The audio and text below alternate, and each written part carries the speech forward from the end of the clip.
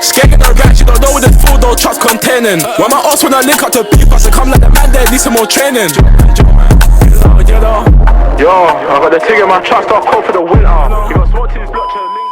Yo, what's going on, people? BK Vlogz here, back with another video, or more like a first video or first series or whatever you want to call it. As you can see in the title, this is basically my first 24 hours as a student attending Bowls School in Sierra Leone as a UK born. Do you get? Don't forget. Yeah, first 24 hours, you know, I remember it like it was yesterday, literally.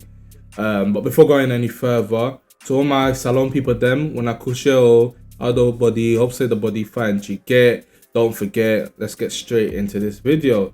So yeah, guys, once upon a time, I attended the Great Bowls School so many years ago. But yeah, the first 24 hours was very interesting. Very interesting. And I'm gonna just break it down, let you know wagwan, everything. Yeah, let's just get straight into it. So first and foremost, I'm not gonna lie, I did not want to attend Bowls School. I remember when I was like in Freetown, I was hearing a lot of stories about Bowls School. Bowls School is this, Bowls School is that. Basically, like for the viewers that are watching this that don't know what Bowls School is a boarding home. It's a boarding school basically, and you basically live there, and you're not basically with family and stuff. You live there with other students, and you live there with some of the teachers. Some of the teachers live on the campus as well. It's basically like university basically. Minus the fact that teachers live there, if that makes sense. So yeah, that was the situation. I didn't want to attend Bowls School. I just didn't think I was prepped or prepared for it. You know, it didn't come as a shock that I was gonna attend Bowls School because basically my relative attended Bowls School. That's like my old man, he attended Bowls School, so obviously he wanted me to attend the same school, and yeah, I was not prepared for it. You know, I had so many arguments like with my old man about this. You know, I think I had arguments with my mum as well, but my mum was kind of trying to encourage me to go. One of my aunts as well, she was trying to encourage me. At the end, I just had to give in, and yeah, I had to basically just do what they say. You know them ways there, innit? I was a minor still, innit? But yeah, cool. So on the day of going to Bowls School, I traveled with my old man from Freetown to Bow. I think it takes about 6 hours to get from Freetown to Bow. We traveled there by car. I can't lie, the day that I left Freetown, I just felt sick. Like I felt so sick. Like, so I know be one go Seth. But here's the thing, I went regardless. So I got to Bow, and we got to like Bowls School, the campus and stuff like that. So when we got there, the first thing I remember was we met one of the teachers. I think it was Mr. Kamara. They were sitting like, basically they were sitting there like where the main school is. Basically they were sitting around there. Like there was a couple of teachers sitting there. I think they were having some drinks and stuff like that. And obviously my dad and Mr. Kamara, they were talking. But hair this year, I had a Mohican, bro. Like my hair was like basically like that. It was like a high top Mohican. And bruv, the teacher was like, you need to shave this. You need to go bald. Too long. if you know what Tolun is, you need to go, but we cannot accept that. I'm like, rah, man just got here, you know. I just got here. I'm already getting told off. And then I remember my pops looked at me. You better take this off. You better shave this off. I'm like, rah. Mind you, I had this haircut like for a good 6 weeks or so, you know. And he didn't say nothing. And I'm thinking to myself, rah, this guy didn't say nothing. But as soon as we got to bowl school, it's like my pops is just turning on me, like, as well with the teacher. You better take that off. If you don't take that off, I was like, rah. I said, yeah, this is going to be long. Anyways, like, I'm not gonna argue back and stuff like that, whatever. And then we went through a few things, and then that's when I was told I was gonna be living in Manchester, not actual Manchester the city. So what it is, we have 4 dormitories. I heard there's a new one, but I don't really know about that anyway. But at the time, anyways, we had 4 dormitories where students, you know, stay with each other. We had Manchester, Liverpool, Paris, and London. So those were the 4 dormitories that, you know, were there. If I find a picture, I'll insert it somewhere. But I was living in Manchester, Block B. That's where I stayed literally for my whole duration of bowl school. Manchester, Block B. And I can't lie, it was a vibe. It was a vibe there. But what it is, you will be living with students from JSS1. In the UK, we call it year 7 till about SS3 or SS4, which is like year 11, year 12 in the UK, basically, if you flip it around. So that is the situation. So my dad and I, we went down to, you know, the dormitory where I was going to be staying. Brother, how am I getting to the dormitory, yeah? And I'm seeing students be like, hey, kneel down. Man, am I telling me to kneel down? I'm thinking, what the F? Who are you talking to, brother? I'm thinking, who are you talking to? About telling me to kneel down on an idiot thing, fam. You Chris? So you know sabi me. So like, that was like the biggest shock at first. Like, it looked like, oh, the man them were trying to gang up on man. Like, because I didn't know who they were. And I remember the person in particular. I still remember to this day. But when he said it, yeah, I just smirked at it. And I feel like in the guy's head, he was like, this boy, you know, sabi me self. Wait when you papa come on now, so I did deal with you today.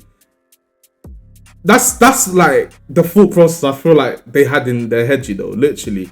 So obviously I got to the dormitory with my suitcase. It wasn't even a suitcase, it was like a metal box where everyone had this metal box where you keep your clothes and stuff.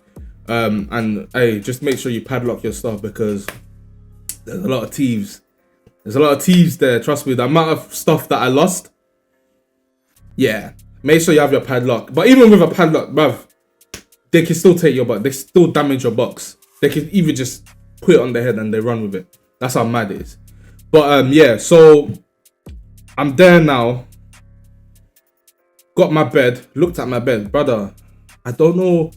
Listen, if anyone attended bowl school, I don't know how the beds are now, but you see the beds that I was lying on, it was filled with, I'm not going to say filled with, I'm going to say filled with hay, but it's not really hay, innit? But it looked like hay. You know the hay that animals eat?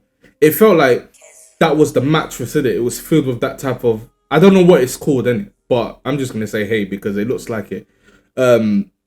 But if you saw the bed, the bed was like, it was a single bed. Like, it didn't look great. It looked rusty. It looked old. It was like metal. And I'm like, rah. Is this the type of, what's it called? It was mad. After that now, you know, after some time, then that's when my dad left and stuff like that. Rare. Yo, my first night, it was very interesting. So yeah, I'm with people. People are trying to get to know me. I was left with actually the ASP.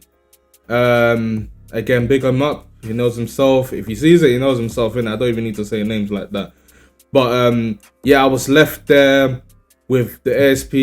We had 2 teachers as well in one side of the dormitory. One was Mr. Lamine. The other person was Mr. Bunda. Obviously, he's late now. Rest in peace to him. But, you know, they did take care of me, literally.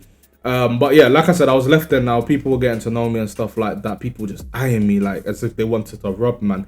You get me asking, oh, you know JC, you know the UK you do come out here. So you get money for me. I'm like, but that man just came, you know. Man are asking for me for peas. Hey, asking like what did your dad give you, like food wise and stuff like that. Bro, it was so hectic. In my head, I was like, what the hell has happened to my life? Because you know what, 1 minute I was living in the UK and the next minute, boom, man's in Sierra Leone, Bow School. Not even Freetown, brother. Bow School. Peak times. I don't know what I got myself into. I remember my dad now, he's traveling back to Freetown, which is the capital city of Sierra Leone. That is about 6 hours away. So technically now, as young as I was, now I was independent for myself. I didn't really have family like that in Bow. So, like, I was there really for myself. Crazy. It was a tricky situation. So, when it came to bedtime now, obviously, it was a rough night. I remember, like, I'm trying to sleep, innit? And then all I hear was someone slamming the door. Ba, ba, ba, ba, ba, ba, ba. And these times it's a metal door. Oh my God. I remember that particular moment. The way my eyes opened, I was like this. Scared the F out of me. People were just causing trouble, nuisance and stuff like that. But again, this was like, as I, you know, stayed in Bow School, I came to learn that this is like tradition and stuff like that. And this is what people do. People were slamming the door, just making noise and stuff like that.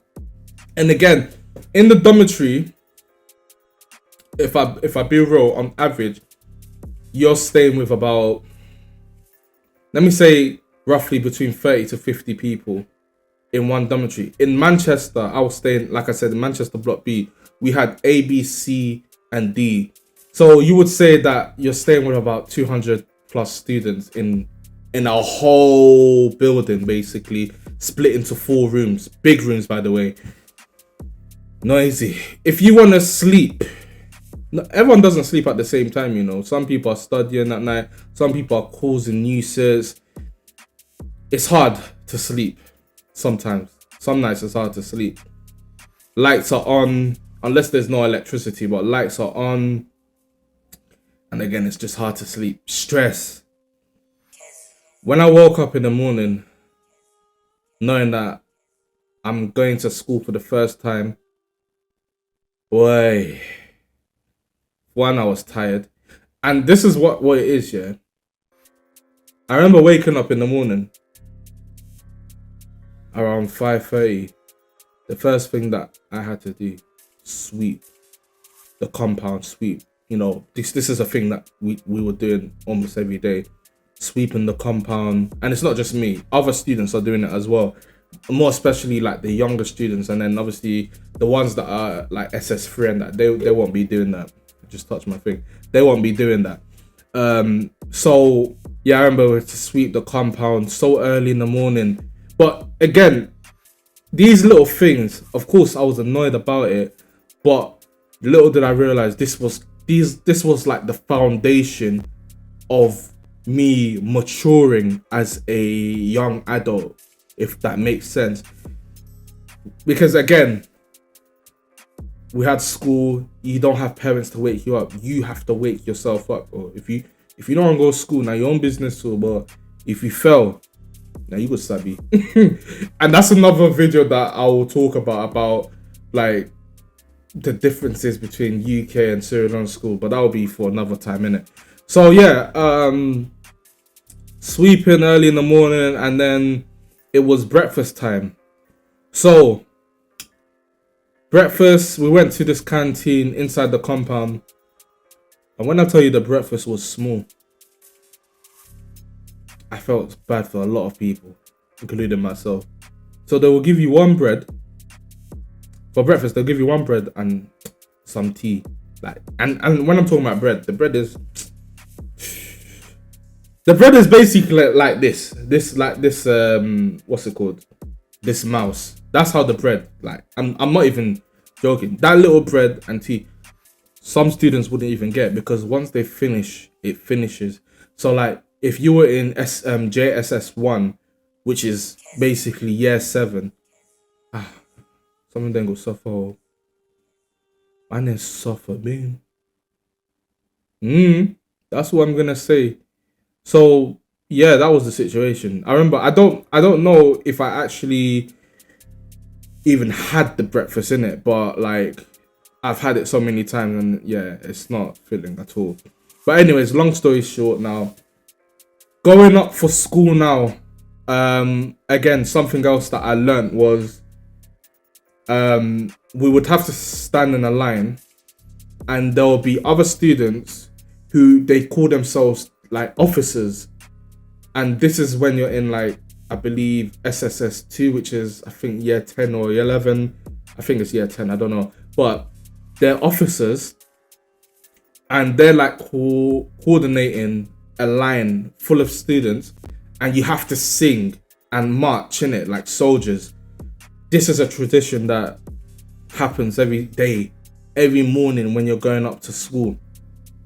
So, and if you don't do it, they will beat you. They'll over there, they will cane you. They will, yeah. But again, that's what the situation was. So we did that, and then obviously now we're walking up now to the school for this thing called devotion. And devotion is where every single student will line up in a line, in your line, and basically we will do like morning prayers and stuff like that. We'll be singing, you know, the country Sierra Leone and stuff like that. And again, it's like assembly basically, but it's an everyday thing. Like there's no day that there won't be devotion. Every day there's a devotion. Bruv, I remember the people were staring at me. Yo, man, them was staring at me like some vultures, brother. I was getting the eyes like I've done something, like I've done the maddest thing. And these times, obviously, it was because I looked different from everyone else. Like, I was from the UK. Again, they refer to man as JC and stuff like that. So, like, see, one of these things, if you don't adapt to the system, yeah, you're gonna feel weak. At that point, I actually felt weak a bit because, bruv, I'm thinking, why is everyone watching me and stuff like that? Long story short, we had our devotion now and everything, and then we went into the classrooms for my first session. But before the teacher came, I was in there. As soon as I got in there, I remember a student came and tried to antagonize, man. Obviously, I didn't feel antagonized, but like, man tried to. And you know, I had one brother, like he went by the name of Ti. So if he sees this, big him up. He knows himself. And I was always with him in it. How's my man trying to come into the classroom, and he's doing this? Basically, let me do it like this. So like this, because you know, like when you, basically they said it. This is what happens to people that are new to the school. You're called a rustic. I even forgot to mention that. You're called a rustic. So I was a rustic. A rustic is when, it's basically, if you're new and it's your first year as a bowl school boy, you're basically labeled as a rustic. So you're new to the system and stuff like that. So rustics, a lot of rustics will get bullied and stuff like that. But it's basically bullying, but it's a tradition that, you know, has gone on for many odd years, many years, generations whatsoever, it's gone on. So it's part and parcel of the tradition. Obviously, me as someone that was new, I didn't understand that at the time, innit? I wanted to box, man. I wanted to fight. I was ready to fight, man, innit? Obviously, I didn't. And I remember there was one brother, I forgot his name, innit? I remember he gave me the screw. Like, I just looked at him, innit? Brother, man gave me the screw. And I thought in my head, yo, am I gonna survive in this school? Just letting you know, this is my first 24 hours as a bowl school boy. And so much I saw or went through in just 24 hours, you know, alone. It was mad. It was mad. Literally. So, again, man was screwing me and I'm thinking, rah, this is mad still. Anyways, I had my first sessions and stuff like that.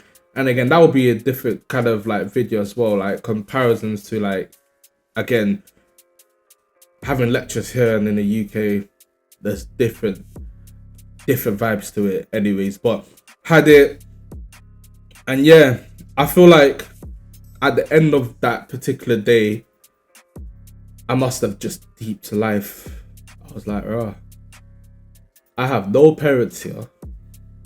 I am for myself. How am I going to survive for the next, is it 3 years? Because obviously I was there for 3 years. How am I going to survive? Crazy. But yeah, guys, literally, I feel like I've broke down my first 24 hours as a bowl school boy, coming from the UK and living in Sierra Leone and stuff like that. So yeah, man, let me know in the comment section below your thoughts about this. I know this has been a long, basically a story time, isn't it? But yeah, it's been a long one. But yeah, man, guys, if you do like these type of videos, come on, remember to subscribe to your boy. Remember to comment, like, share, all of that. Guys, I've been BK Vlogz, and I'll see you in the next video.